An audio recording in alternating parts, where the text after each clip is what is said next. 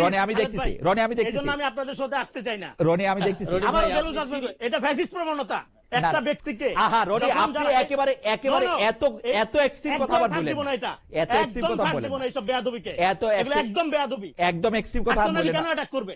একদম। নিরপেক্ষতার প্রশ্ন নিয়ে অনেক কথা হলো।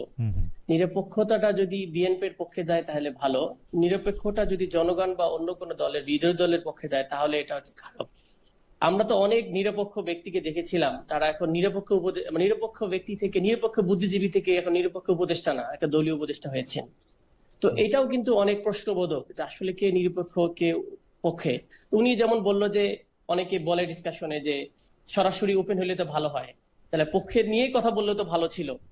শুনি না, ভেরি ইন্টারেস্টিং। আমার কাছে রনি ভাইকে আমি খুব শ্রদ্ধা করি। মনে হলো যে গ্রামে আমরা যখন ছোট থাকতে কাইজা করতাম যে আমাকেই যেটা লাগবে, সেটার জন্য কিন্তু রেজাল্ট করিম রনি দায়ী না, সেটার জন্য আমি দায়ী। আমি ওনার সঙ্গে আসলে কাজা করতেছিলাম। আমি আশা করবো যে রনির সাথে আমার বড় ভাই ছোট ভাইয়ের ব্যাপারটা চিরকাল থাকবে।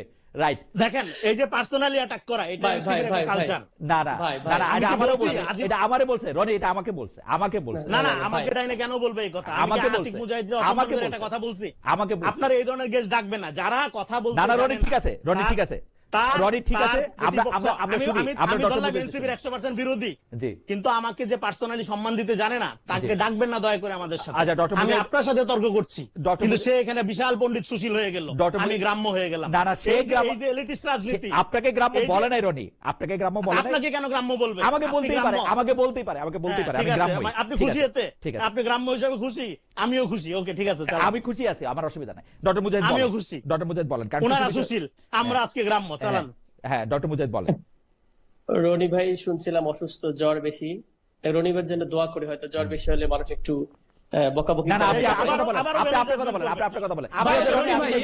রনি আমি দেখতেছি, রনি আমি দেখতেছি, এই ধরনের বক্তা আনবেন না। রনি আমি দেখতেছি, রনি আমি দেখতেছি, এইজন্য আমি আপনাদের সাথে আসতে চাই না। রনি আমি দেখতেছি। আমার বেলুস আসবে, এটা ফ্যাসিস্ট প্রবণতা একটা ব্যক্তিকে। আহা রনি আপনি একেবারে একেবারে এত এত এক্সট্রিম কথা আবার বলেন না, এত এক্সট্রিম কথা বলেন না।